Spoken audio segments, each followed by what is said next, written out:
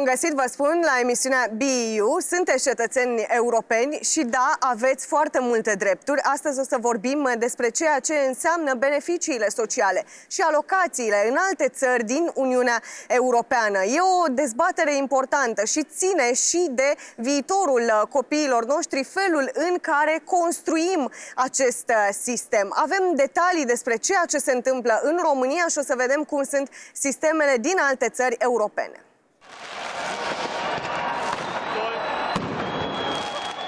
Europa fierbe pe problema imigranților. Violențele din noaptea de anul nou din Köln au făcut-o pe Merkel să vorbească despre înăsprirea legii.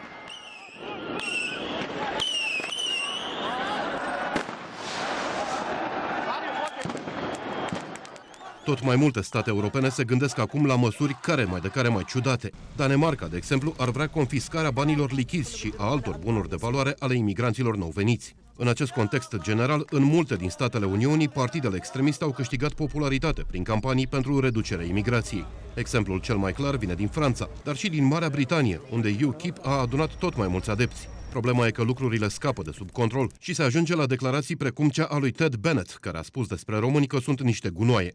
În Uniunea Europeană se vorbește deja despre o reformă a sistemelor sociale. Mai întâi, Marea Britanie afirmă că vrea eliminarea completă a alocațiilor. Cancelarul german Angela Merkel a calificat propunerea drept interesantă. Apoi, ministrul austriac de externe a venit cu o altă idee, pornind de la exemplul cetățenilor români care lucrează în Austria și primesc pentru copiilor o sumă de aproape 10 ori mai mare decât ar primi la noi în țară. Șeful diplomației austriece vrea ca valoarea alocațiilor acordate să corespundă celei din statul de unde vin părinții. Deși austriacul a dat exemplul României, nu la copiii români s-au dus cei mai mulți bani, ci la unguri, slovaci, polonezi și sloveni. O astfel de măsură ar fi discriminatorie, dar având în vedere avântul pe care l-a luat lupta împotriva imigranților, e posibil ca reforma sistemelor sociale să fie luată serios în calcul.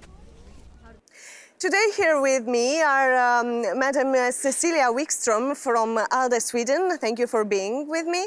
And also Jean Lambert from the United Kingdom. Thank you for being with me.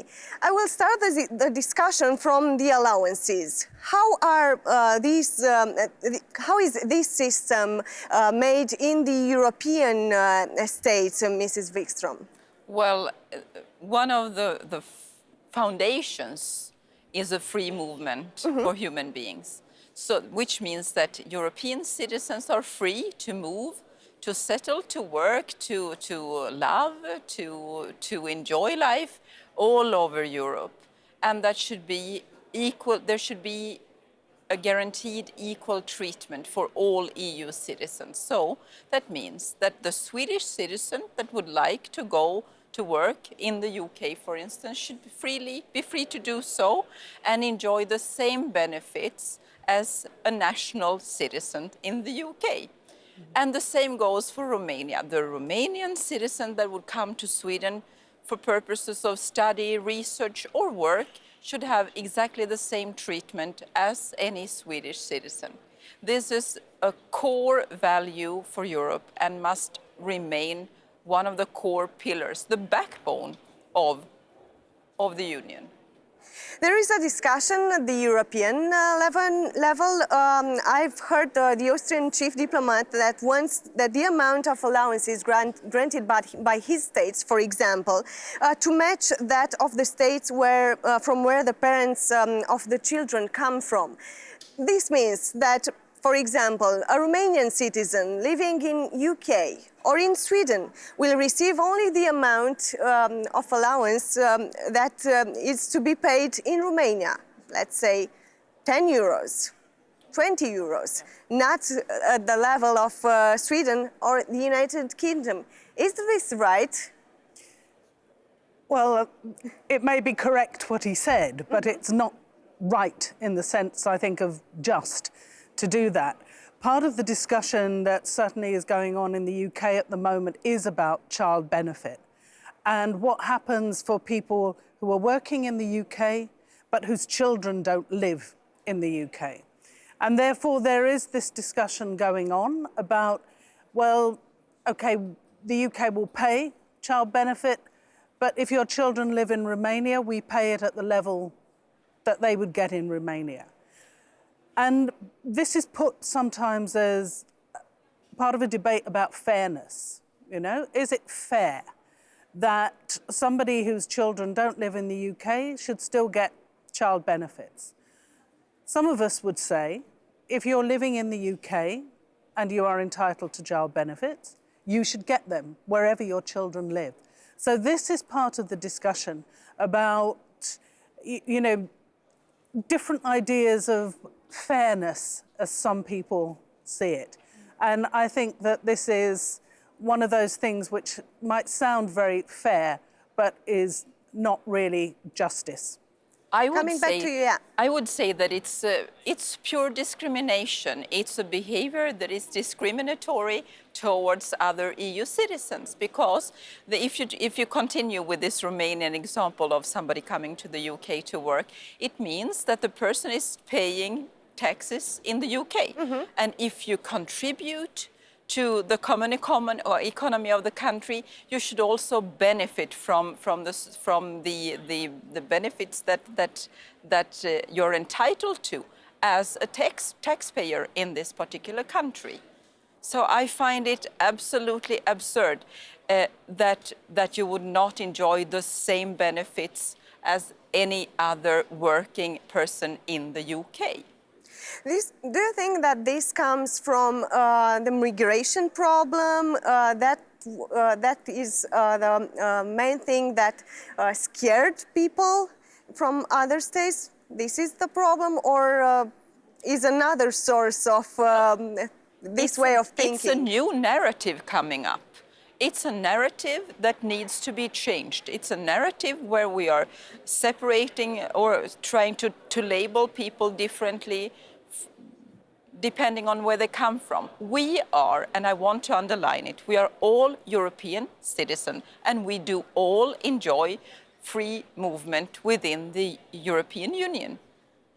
Yeah, I think part of it is coming from certain political movements that are very resistant to the idea of free movement. They really don't like this. And so they're looking for areas where they can sort of push people apart, to make people in their own countries question whether free movement should even exist. I mean, and that's certainly the case in my country. I think we see it in France, with Front National, we see it in various places. So it's being used. And it goes usually with a story as well about, well, are people getting benefits, you know, fairly? Are they cheating the system? Do people come just for the benefits? And this is something that certainly I think, you know, we hear. It's a correct question, yeah. Yeah, and we hear it about EU nationals. We hear it about people coming from outside the European Union. But you get often the same thing being said, two things being said about the same people. That these are people who come to take our jobs, but these are also people who come to take our benefits. Now, a lot of benefits you can't get if you're in work, unless, like in my country, you're on low pay and then there are benefits. So it's all about this idea of building up this feeling that there are some people who cheat the system, and therefore we should make it as difficult for people as possible, you know, and then hopefully for some political parties, the outcome is people stay away. All the things discussed here are valid only for people that are working, right? Yeah. What about the others? What do you think that they should they receive something? Should they be treated as persons coming just for the benefits? Well, I think that we also need to take into deep consideration that the fact where people end up, people with an education, that the country where they end up being workers profit from. They are actually importing to the country all their skills, their experiences, and that has been provided for by another country. So that is something. But of course, the free movement applies to students, to researchers, to holiday vacation travelers, to any free movement, for irrespective of under what circumstances you are using the right to free movement. You have the right to be born in one country, to study in a second country, to work in a third country, to love in a fourth country, and maybe come home as the fifth destination, or maybe not even then. That is a true European scheme for a human being. But even under the present rules, there are rules which say that you can't simply move and take benefits in another country and stay there. The rules about long-term residence mean that you have a period of time you can go, for example, and look for work. If you can't find work, then after a period of about sort of 6 months, you're supposed to return back to your own country. So there are already rules that say, if you are not you don't have your own healthcare insurance, if you don't have some degree of self-sufficiency, then in theory you're supposed to go back to your country of origin and, within the European Union, or move on. And this sometimes clashes with the social security rules. It sometimes clashes with some of the groups that Cecilia's mentioned, with students. And we see some countries now trying to be very tight on those rules in a way which actually makes life very difficult for people. It can be very difficult for women in violent relationships who've maybe never worked, so have no contribution system, and may then find, we had a case in the UK where a young woman from Bulgaria was supposed to return back to Bulgaria, but her child would have stayed in the UK. So there are still improvements that we need to make in this system so that it really does become humane and gives people the choice. In terms of children protection and in terms of social protection, I think Sweden is one of the best examples in the whole Europe. What's the secret? Well, it's a long story that is still ongoing. But yes, we are dedicating something like 40% to social benefits, to the social sector. 13 of the GDP is for education, if you just compare the two. So yes, we are a country that has really tried throughout the decades to fulfill the criteria of being a strong welfare state. It's somehow the concept, and it's still perceived as such, and I'm proud for that. And that includes anybody that lives and resides and works, or whatever people do in the country. But the issue, the difficult discussion that we have today would be the, as we call them, the EU migrants that are coming for different purposes. For instance, if you are a national minority, such as the Roma community, begging in the streets, which has created and raised a lot of question marks. How to treat them, and to what extent should we reach out to them? What can the civil society do? What are the municipalities entitled to do for them? And what are the obligations, and when and where is the limit of our responsibility? So that is a complete different issue. This should be a discussion with the country of origin, of course, in order to solve this problem. As a member of the Petition Commission, can you describe the most, let's say, problematic state in terms of allowances or social benefits? Do you receive letters regarding this subject? We receive between 3,000 and 4,000 petitions in the Petitions Committee, for which I am the chairperson. I cannot really tell you what in detail those specific petitions would be, but I would be happy to look into that together with the Secretariat.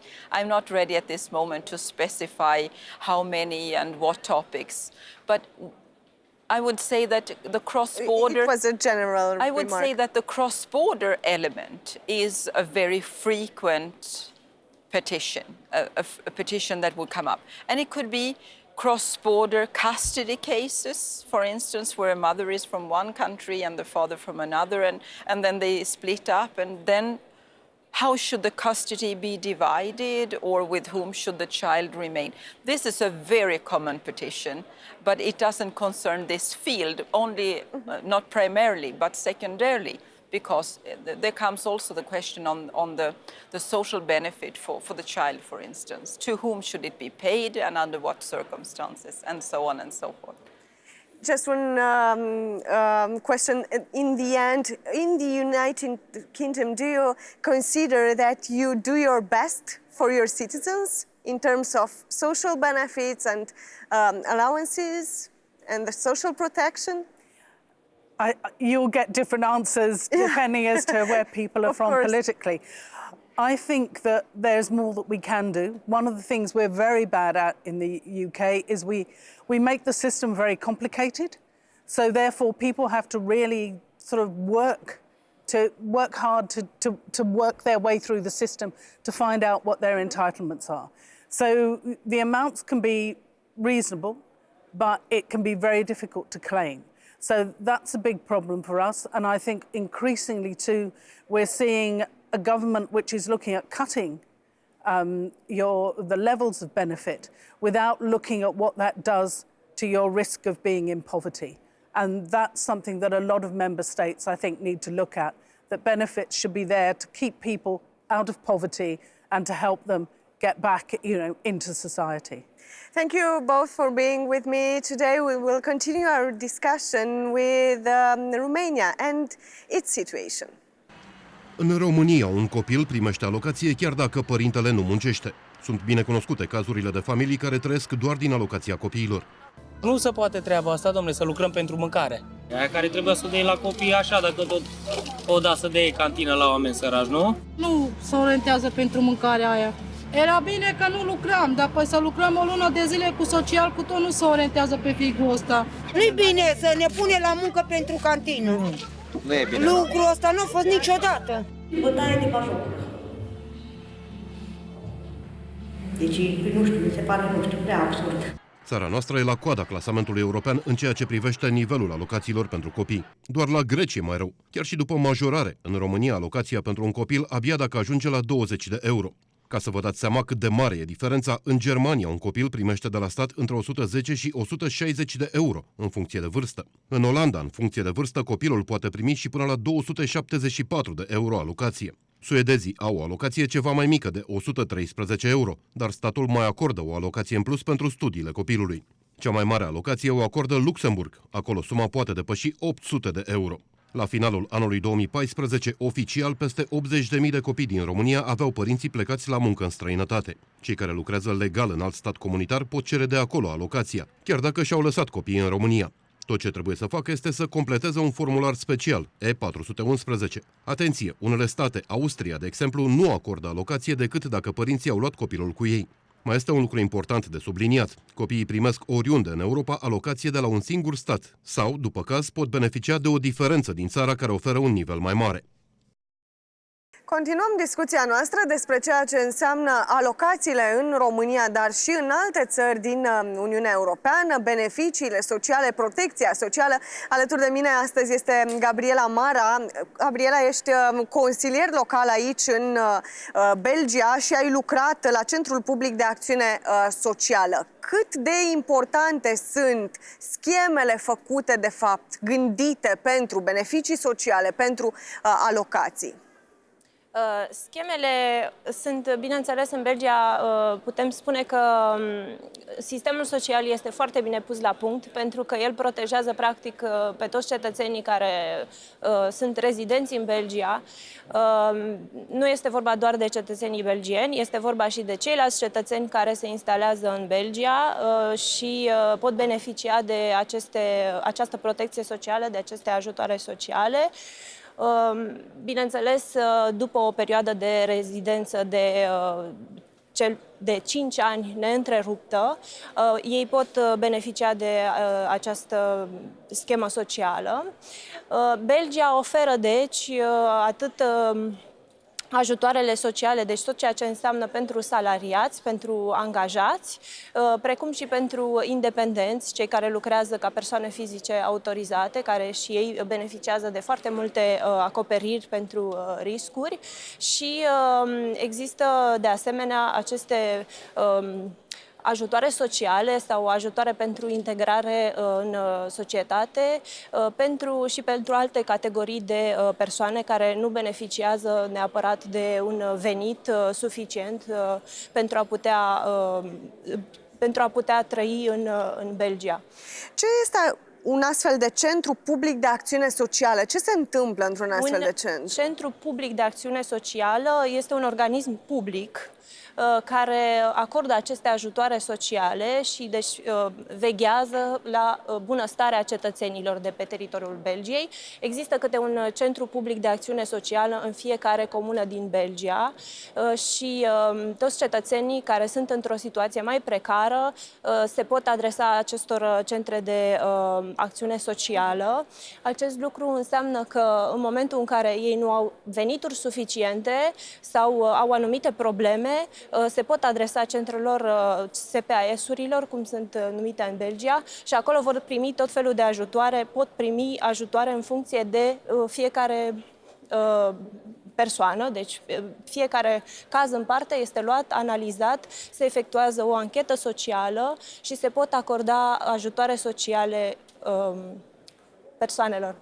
Bun. Tu vii din România, știi foarte bine cum funcționează lucrurile acolo, ai văzut și sistemul belgian, comparându-le, cât de departe suntem unii de ceilalți? Suntem foarte departe, pentru că dacă stăm să ne gândim care sunt numai ajutoarele acestea de integrare socială, un cetățean care nu are un alt fel de venit, el poate primi 500 de euro pe lună dacă coabitează cu o altă persoană, poate primi 800 de euro, în jur de 800 de euro pe lună dacă este singur și dacă are o familie va primi 1100 de euro pe lună. Deci sunt niște sume uriașe importante. Pentru țara noastră. Importante, da. Uriașe pentru țara noastră. Sigur. Și totuși, facem așa, pas cu pas, noi în România, încercăm ușor, ușor să ne apropiem de ceea ce înseamnă un sistem corect pentru cetățenii noștri. Dacă ar fi să faci un soi de previziune, câți ani crezi că ne mai trebuie să ajungem acolo? N-aș putea să fac previziuni pentru România. Eu tot ce sper este să ajungem cât mai repede la acest nivel. Bineînțeles că este vorba de situația economică, este vorba de mai mulți factori care vor contribui pentru a ajunge la același nivel ca în Belgia. Dar Belgia are un sistem social foarte bine pus la punct de foarte multă vreme și atunci este normal să fie atât de evoluat. Cam cât e alocația în Belgia? Alocația familială pentru copii se acordă în funcție de numărul de copii. Bun, deci pentru primul copil vom primi 90 de euro, pentru un al doilea copil 167 de euro și pentru un al treilea copil și după, deci pentru fiecare copil în parte, 250 de euro. Da, pentru un copil în România sunt undeva puțin peste 10, hai, ne ducem ușor spre 20 de euro. Uriașă diferența. Îți mulțumesc foarte mult, Gabriela, pentru explicațiile tale și pentru comparațiile pe care le-ai făcut, ca să putem înțelege, din nefericire, cât de departe suntem și câți pași mai avem de făcut pentru a ne trata cetățenii așa cum sunt alți cetățeni europeni tratați în Uniunea Europeană, din care facem și noi parte. Vă mulțumesc tuturor pentru atenție. Rămâneți pe Antena 3.